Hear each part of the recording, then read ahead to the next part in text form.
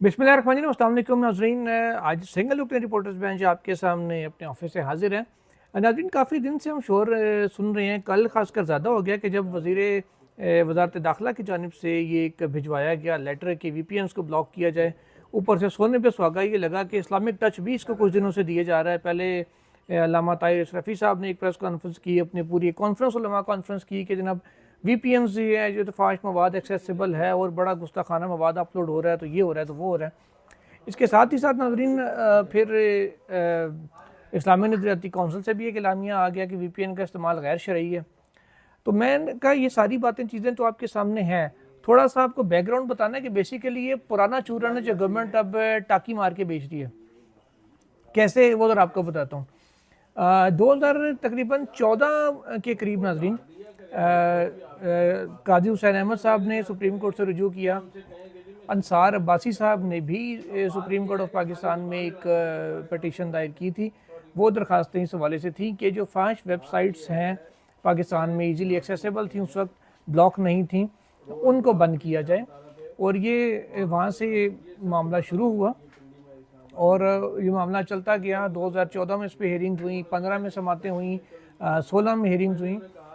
2015 में supreme court of Pakistan ने ये ऑर्डर दिया PTA को कि जनाब जितनी भी फॉश वेबसाइट्स हैं उनको ब्लॉक किया जाए। उसके बाद नाज़रीन जनवरी 2016 में मैं उसको क्योंकि कवर करता था सुप्रीम कोर्ट उस वक्त भी, तो जनवरी 2016 में नाज़रीन जस्टिस एजाजुल एहसन की सरबराही, जस्टिस एजाज अफजल खान साहब उनकी सरबराही में ये 3 रुकनी बेंच था, जिसमें जस्टिस काजी फाइज ईसा भी उस वक्त थे। तो 2012 में गलबना मुझे एग्जैक्ट याद आया कि ये केस 13 अगस्त 2012 को दायर किया था जमात इस्लामी ने। ये तब का वाक़या है जब एक आपको याद होगा पीपल्स पार्टी के दौर में नबी पाक की शान में गुस्ताखी पर मबनी एक वीडियो थी, एक फिल्म थी गालिबन या वीडियो थी जो वायरल हुई थी यूट्यूब के ऊपर, और उस चक्कर में यूट्यूब के ऊपर भी पाबंदी लगी थी। और उस वक्त काजी साहब ने सुप्रीम कोर्ट से रुजू किया था, फिर अंसार अब्बासी साहब ने भी रुजू किया। और 2016 की मैं आपको हेयरिंग का हवाल बता रहा था। फिर इस मसले पे वापस आते हैं। उसमें नाजरीन फिर कहा गया सुप्रीम कोर्ट की जानिब से, जस्टिस एजाज अफजल खान उसके सरबराह थे, काजी फाइजीसा साहब उसके मेंबर थे, तीसरे रुकन गालिबन मुझे एग्जैक्ट याद नहीं आ रहा कि वो फैसल अरब साहब थे गालिबन या कौन था। ये 3 रुकनी बेंच था जिसने उस वक्त ये ऑर्डर किया था। और उस वक्त तक 2012 में जब यूट्यूब पाकिस्तान में बैन हुआ था उस वीडियो की वजह से, उसके कुछ अर्सा बाद फेसबुक भी बैन हो गया था।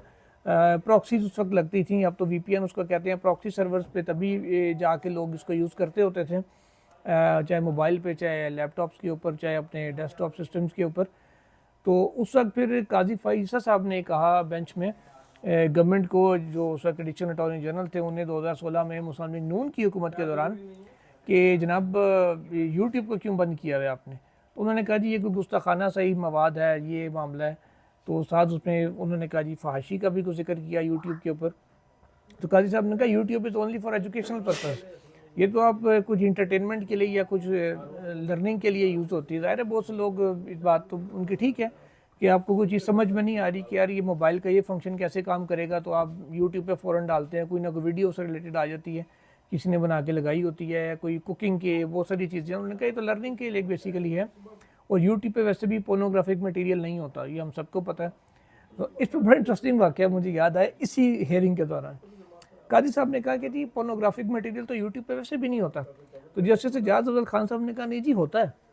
काजी साहब ने कहा नहीं यूट्यूब पे नहीं होता, बाकी वेबसाइट ज़रूर इसकी मौजूद हैं, वो होंगी जिस पे लोग एक्सेस करते हैं, तो लेकिन यूट्यूब पे पोर्नोग्राफिक मटेरियल नहीं है। वैसे ही कुछ कंटेंट शायद ऐसा अवेलेबल हो जिसको बंदा एक्स्ट्रा ऑर्डनरी बोल्ड कह सकता है, लेकिन पोर्नोग्राफिक मटेरियल यूट्यूब पे नहीं होता। इस पर एजाज अफजल खान साहब ने कहा जी है जी, मैंने खुद देखा है। तो जब हंसी निकली मेरी और कुछ एक दो और हम जर्नलिस्ट खड़े थे उनकी, तो फिर वो थोड़ा सा मुहतात हुए कि यार ये मेरे मुंह से क्या निकल गया कि तो फिर उन्होंने बता कोर्ट ने रीएट्रेट किया इस बात को और कहा कि यूट्यूब की बंदिश के हवाले से भी दोबारा गवर्नमेंट को जायज़ा लेने का कहा। जिसके कुछ दिन के बाद फिर अगर आपको याद होगा चंद माह बाद यूट्यूब को 2016 में पाकिस्तान में अनबैन कर दिया गया था, यानी खोल दिया गया था। और कहा यह गया था यूट्यूब के साथ एग्रीमेंट गवर्नमेंट का ये हुआ था कि वो फ़िल्टर्स ऐसे लगाएंगे कि जो ऐसा गुस्ताखाना मवाद अगर यूट्यूब हटा नहीं रहा तो कम से कम वो पाकिस्तान में इस अंदाज में पाकिस्तान में शो नहीं होगा। पाकिस्तान के जो वॉल जब खोलते हैं यूट्यूब उसमें आती है सर्च में, तो यहाँ पे ये कम से कम शो नहीं हुआ करेगा, बाकी आप अपने बाहर के ममालिक में जो मर्जी करते रहें। तो इस एग्रीमेंट के तहत ये खुला था। उस वक्त नाज़रीन जब ये 5 वेबसाइट्स का भी मुकदमा चल रहा था, तो पीटीए को जब डायरेक्शन जारी की गई 2015 में कि वेबसाइट्स को ब्लॉक किया जाए, उसके बाद फिर पीटीए की जानिब से एक report supreme court of Pakistan में जमा करवाई गई, जिसमें बताया गया अदालत को कि 4 लाख से ज़्यादा वेबसाइट्स हैं, पोर्नोग्राफिक वेबसाइट्स, जिनको कि बंद किया गया है। उसके बाद फिर अदालत ने कहा कि जी ठीक है, अब मज़ीद जो वेबसाइट्स हैं, उसके बाद अदालत ने कहा मज़ीद बन रही हैं। फिर नेक्स्ट हियरिंग पे अदालत को बताया गया कि जी मज़ीद वेबसाइट्स कुछ थी, हमने उनको भी ब्लॉक कर दिया। हज़ारों में मज़ीद वेबसाइट्स भी थी जिनको ब्लॉक किया गया।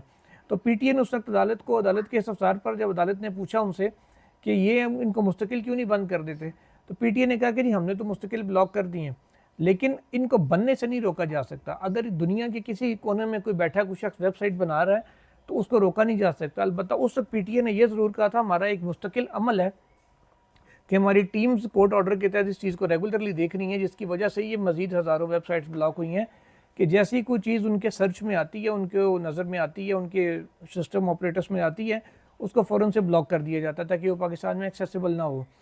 तो फिर पूछा कि इनको एक्सेस करने का तरीका क्या, उन्होंने कहा जी प्रॉक्सी लगा के कोई यूज़ करना चाहे तो वो कर सकता है प्रॉक्सी सर्वर्स पे, क्योंकि उनको कंट्रोल नहीं किया जा सकता।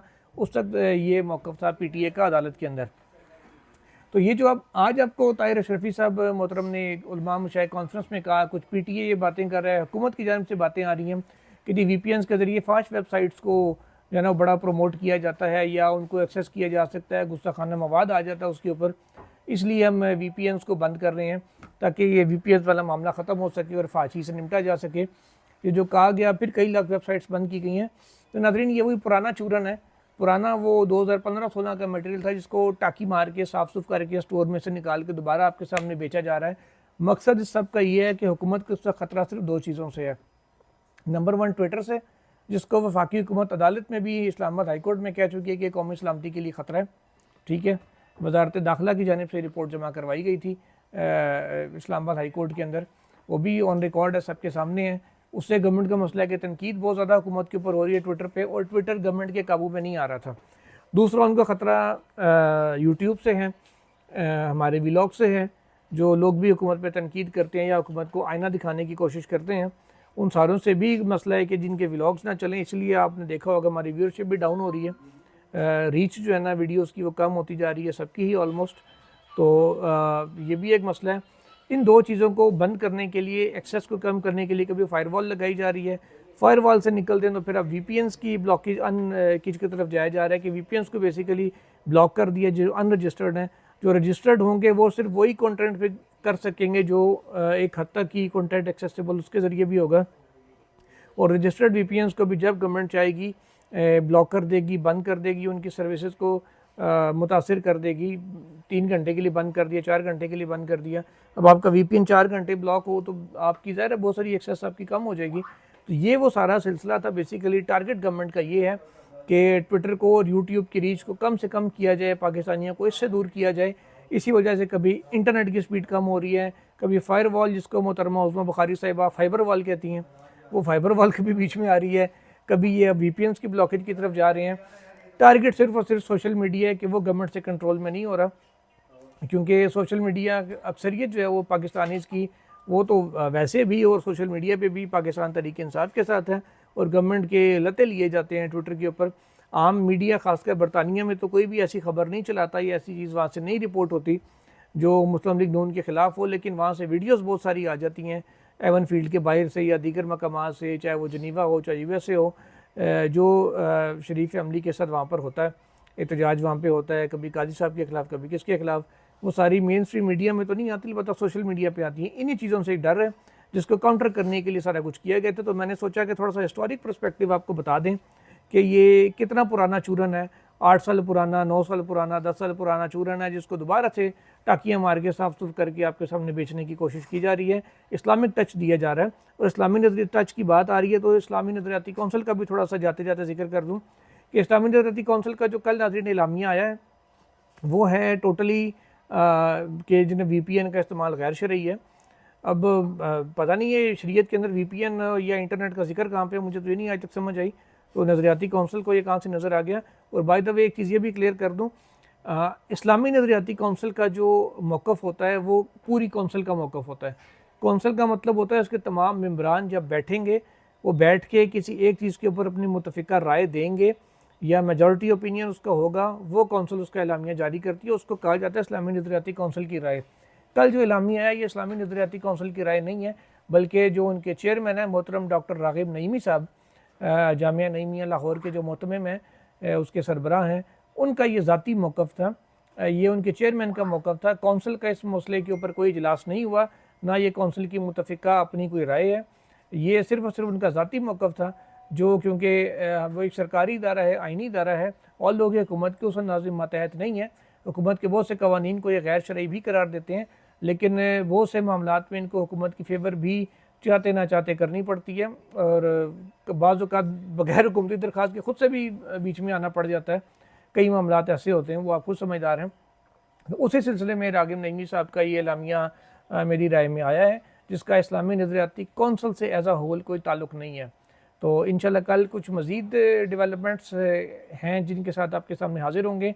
टिल देन अल्लाह हाफ़िज़।